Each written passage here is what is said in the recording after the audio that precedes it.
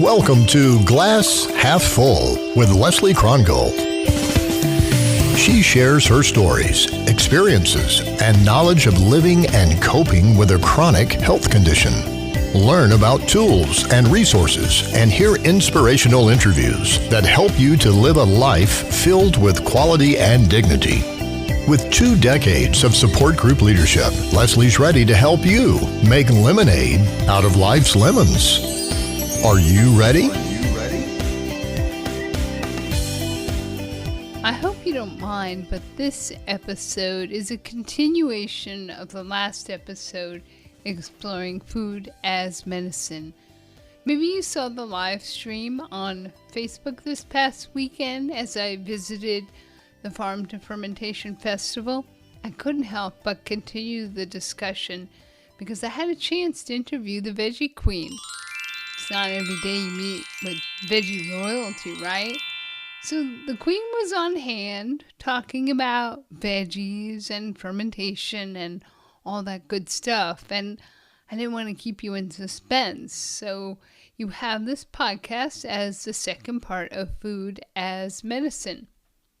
Before you meet the Veggie Queen, Jill Nussinow, I want to cover a few things. First, what is fermentation?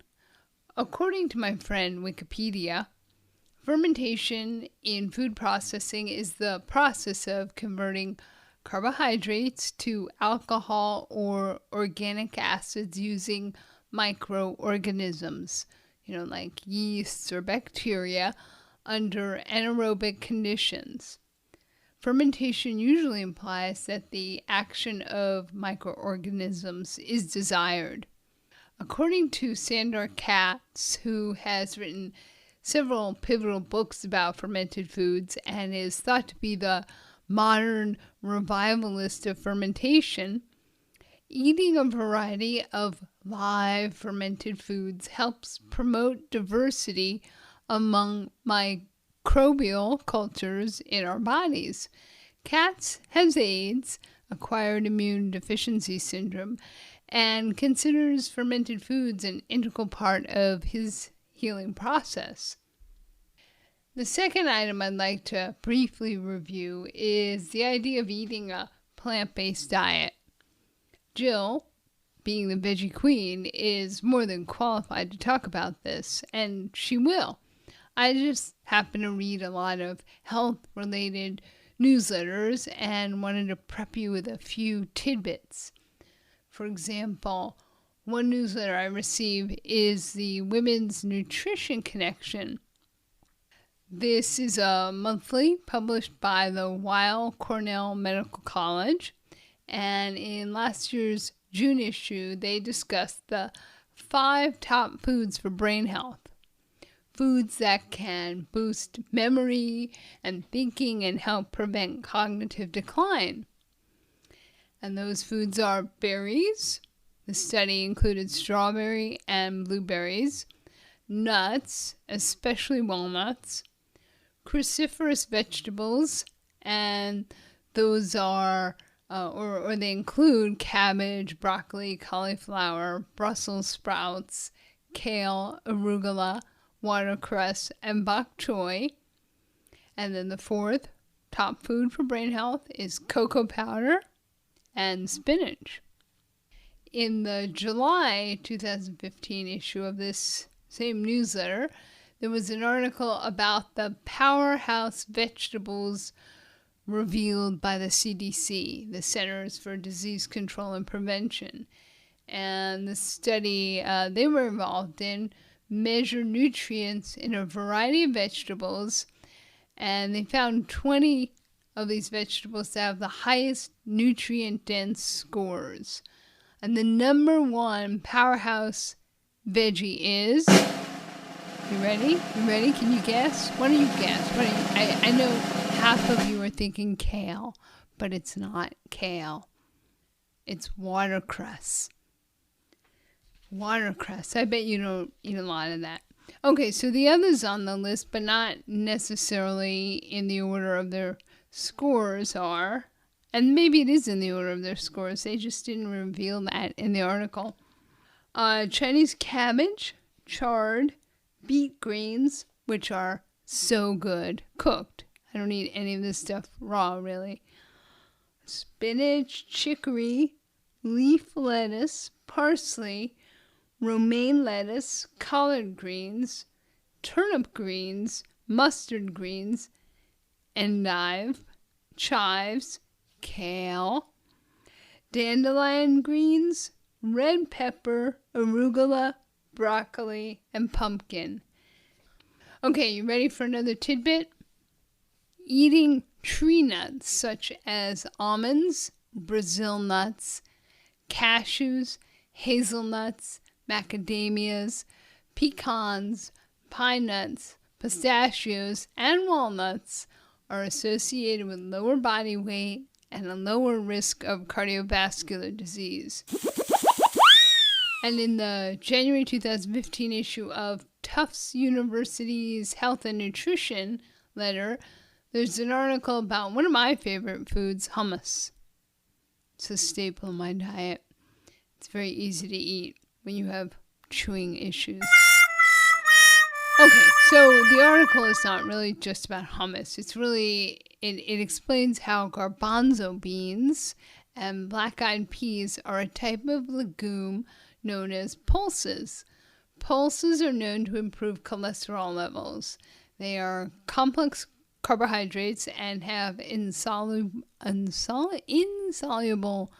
fiber, which helps with digestion and prevents constipation. Ooh. And finally, you wondered how long I could keep this up, right?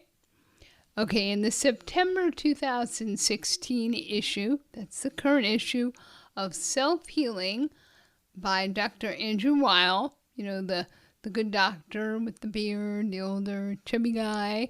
Well, the good doctor promotes the 7 superfoods for autumn. And you'll have to do your own research to find out why these foods are considered super. But these superfoods are kale, sweet potatoes, Brussels sprouts, apples, cranberries, pumpkin, and pomegranate. And a pumpkin latte from Starbucks would not qualify as a superfood. At least, I don't think so. Oh! Those are my food facts for you. The next few podcast episodes will explore topics such as the role animals can play in our lives. And I've interviewed a woman with MS who has a service dog. I have another interview with a woman who works with a voice coach and calls herself a musical philanthropist. She raises money for a local nonprofit organization, and singing is her passion. And then I have another episode I'm working on that I'm calling Reefer Modness, MODNESS. Okay, you can figure out that. So as I previously mentioned, I was at the Farm to Fermentation Festival last week. It was my 4th time attending this unique event in Santa Rosa, California. And 4 years ago may have been the first time I saw the Veggie Queen, Jill Nussinow. Or it may have been, the first time may have been at the annual Sonoma County Mushroom Camp. We have some pretty cool events in Northern California. Well, anyhow, Jill is a registered dietitian, a culinary educator, and has published books and DVDs about cooking. And she was kind enough to sit with me in the hallway for an interview before her presentation at the festival. I first wanted to ask her what she recommends for people who really do want to make their diets more plant-based, but are often bewildered on where and how to start. Well, I think the main thing is to really look at what you're eating that's not plant-based and say, oh, what could I eat instead? Or just fill up with the plant foods, the beans, the grains, the vegetables and fruit and nuts and seeds, and then kind of go lower on the other foods. And I think what people say is, I'm going to cut it all out, and then they end up eating pasta with tomato sauce or olive oil, and they think they can live on that. So I think the main thing is to get a really broad variety of food, and the things that you like. Because people are like, I really want to eat that, but I don't like it. It's like, you don't have to not like the food that you eat unless you only eat like 5 or 10 foods, but most people eat way more. So to really look at what's out there and see what you could eat. Mm-hmm. And I think, there's people know what's good, but there's a lot of barriers. Like people say, I don't cook. Well, beans come in cans, and you can actually, I think you can buy almost anything pre-cooked and frozen in a store. Like they make frozen brown rice and frozen quinoa and frozen steel cut oats. So you don't even have to cook to get these things. So I think that it's really looking at the foods that you might want to choose that will fit in your lifestyle. So your latest book is about using a pressure cooker? Absolutely. It's called Vegan Under Pressure, and the pressure cooker helps so many people. And there are a number of people that I know who have chronic health conditions and other things who use the electric pressure cooker and love it. Because first of all, you only lift the inner pot, which isn't heavy. And so some people have issues with the lifting. So the inner pot is not heavy. And for a lot of things, you can just put the food in and push the button, set it for 10 minutes. It will cook, like if you're cooking soup or stew or chili, and then just open it up and you have food. So it doesn't take a lot of energy to prepare the food to put in. I mean, if you don't have the energy to chop onions, you can buy them already chopped. There's a lot of things that you can do that will make it way easier. And the pressure cooker is so fast that how to cook beans, it just kind of goes away. But still, people do use hands, and that's okay. Yeah. I mean, the goal is to get the best food you can, any way you can get it into your body.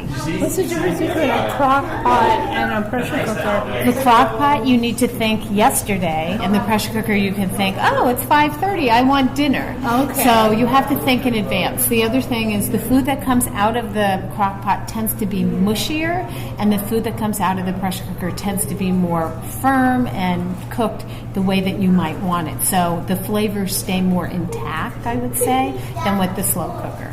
So as a registered dietitian, have you counseled people with any kind of chronic issues, and you do just name someone or mention someone? And what's most helpful for them in terms of, do you have any examples, case studies? I think the main, this is what I really think. I have not really worked with a lot of people who have chronic health issues, but some. And I think one of the things... And McDougall, and there's lots and lots of people there, but I don't see them one-on-one, so it's just kind of general. But one of the things that really I think is the main thing is, don't try to do more than you can. And some people are like, I have to, and then you just wear yourself out and you still don't have food. So it's go slow, go easy, be easy on yourself, and do what you can really do. So if all you can do, which is not all, but if all you could do was make a pot of, soup in a week, and that's what you ate for most of the week, and you ate some other vegetables and fruits, that's fine. Some people are like, but I have to, and it's there's no have-tos, there's no perfection. The goal is to get the best food that you can with the energy that you have. Mm-hmm. So it may be that you don't have a lot of energy, but you really want to make sure that you eat better. Just use what use your resources, and one of your resources is how much energy you have. And so some people want to try to be perfect, but it's not going to work. Is there any food you recommend to help with energy? I mean, a lot of people suffer from, fatigue. Well, I think the energy part comes from, eating the right foods, and that would be cutting out the crap. So not eating a lot of highly processed foods that have a lot of sugar in them. Once you get those out and you eat more clean food, I think it really helps. Mm-hmm. So you mentioned before about frozen foods, acceptable if you don't have fresh foods. What, about people who live outside this great salad bowl that we live in, where they have limited, people in the middle of the country. Okay. Well, I have been to Kansas a couple of times. I've done cooking demonstrations there. I've been to various other places, and what I have to say is there is food in other parts of the world and the country, and people are like, there's nothing to eat. I'm like, and part of it is because people don't know what to look for or where to look or what's in season. So, yes, you're not going to get a whole range of food, but I have a friend who grows kale in Kansas in the winter. They have squash, they have rutabagas, they have root vegetables. So people sometimes are like, there's no food. It's like, just because there aren't any tomatoes. Well, there aren't any tomatoes in California in the winter either. Mm-hmm. So it's like rethinking your food scene, like what's really in season and what I can eat. And pretty much you can get greens anywhere, any time of year. And actually the winter greens are better than the summer greens, because the summer greens are cruciferous vegetables. They tend to get really hot and spicy, and they're not as good. So there is food in other places. And this actually is one of the things, like with fermented food, you can take the food that's fresh now, whenever time of year it is. You can take your cabbage and you can ferment it, and you can make sauerkraut, which you can have for 6 months. So it doesn't have to be in season, but it had to be in season at some moment, somewhere. And so there's ways to get around that. But certainly the more fresh food you can eat, the better. But yes, people tell me, oh, you live where it's paradise. Yes, I do.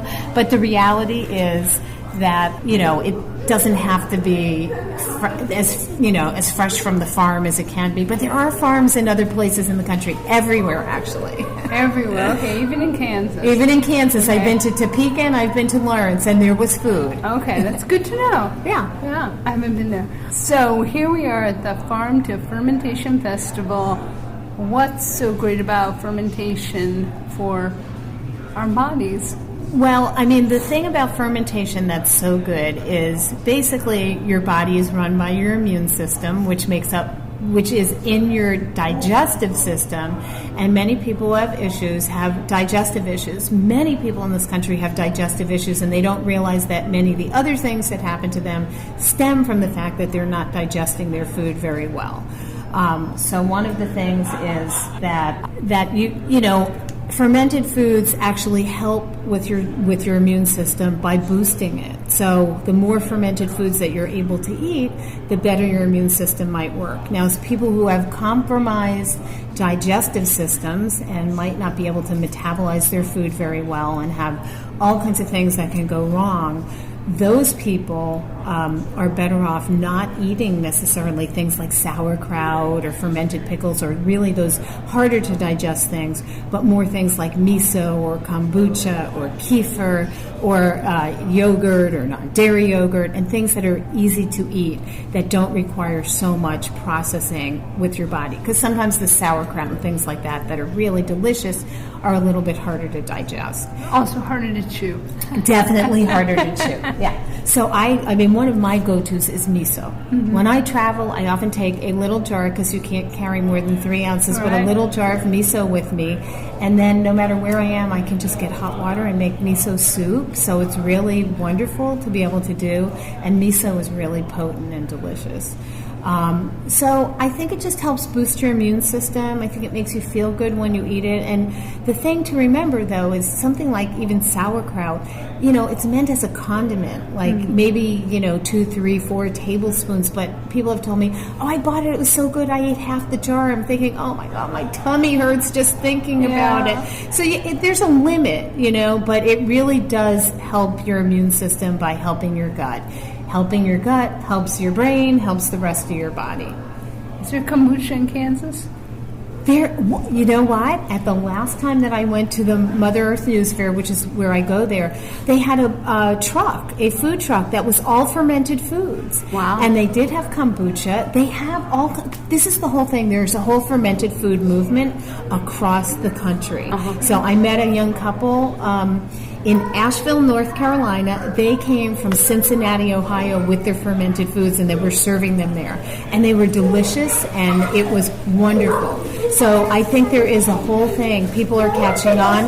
And the thing that's so fascinating about the fermented foods is this is not new. This is old. So I think 100 years ago, before there was refrigeration, most people had fermented foods because it was a way to preserve the food.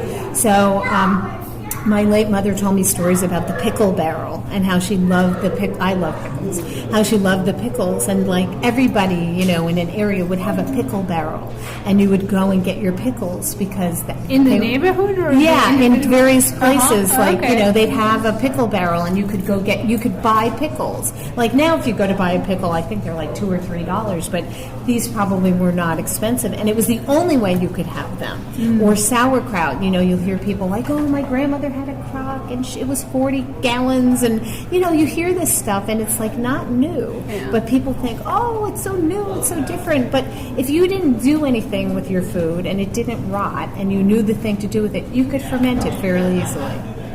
So any other tips for people, with any kind of condition? Like life? That is a condition. Right, stress, yes. I think it's important to make sure that you get, if you can tolerate it, you get fresh food, you get fermented food, you have some cooked food if you can tolerate, whatever you can tolerate. But every day, I like to say when you eat something cooked, eat something raw. And so that's like, I have these very short list of food rules, and that's one of them. And so for me, it might be like, I like to make this little sauce of miso, tahini, lemon juice, and maybe some garlic, and just stir that up and put it on my cooked food, because then I get something fermented with it. Or maybe put a couple tablespoons of sauerkraut on top of my cooked food, or just chop up some herbs and put that on top of my cooked food. So I think there's a synergy between our food, and we're not meant to eat all cooked food or all raw food. At least I don't tolerate it really well. And a little fermented food to make it. And mushrooms. And mushrooms. Mushrooms are immune boosters like you cannot believe. And so I love mushrooms. I actually have never fermented mushrooms, but I'd like to try and see what happens with them. The texture thing kind of just has my brain like thinking, it'll be slimy, but maybe it wouldn't be. But mushrooms are extremely important, and I highly encourage people to either eat them as food, or if you can't, take capsules or do a tincture or something. They change your life. My husband has asthma, and he started taking mushroom capsules, and he changed things. Really? He really boosted his immune system. It used to be if somebody got a cold or something, or the flu, he'd get it immediately, go right to his lungs, and he'd be down. He started taking the mushrooms. He no longer gets affected. If everybody in his office got something, he might get something, but maybe not, but maybe for 2 days instead of a week. Really made a huge difference. Great. Yeah. Well, thank you. And he hates to eat mushrooms, just so you know. Well, he hasn't come with you to the festival, has he? Pops in once in a while. Oh, he does? Oh, okay. But he won't stay. He won't eat mushrooms. Yeah, so. A lot of people, they love them or hate them. I love them. Yeah. I thought so. I hope so. I hope, yeah. In every form. I mean, I think they're just amazing. You eat them raw, too? No, I don't eat them raw. That's one of the but rules. You can get mushroom powder. So I have a friend who just went through... No. Oh. I have a friend who just went through chemo and radiation for breast cancer, and she now actually is doing the powder, and she puts it in her smoothies. So you can buy it as powder and use it that way. No, it's actually not from Host Defense, which I really support. But it's from a company called Mushroom Matrix. And they make one called Critical Care and one called Immune. So they have some for people who really, really need boosting. It's really wonderful stuff. So. Anything else? No, I have a website, theveggiequeen.com, which I know you'll mention. And thank you for talking to me. And I hope I can help some people, because my mission in life is to get people to eat better, to feel better, and have healthier, happier lives. Sounds good. I'm with you on that. Thank you. You're welcome. Thank you for listening to Glass Half Full. Leslie invites you to leave a rating and review on iTunes. This helps spread the word to others dealing with chronic health issues. For show notes, updates, and more, visit the website glasshalffull.online. Glasshalffull.online.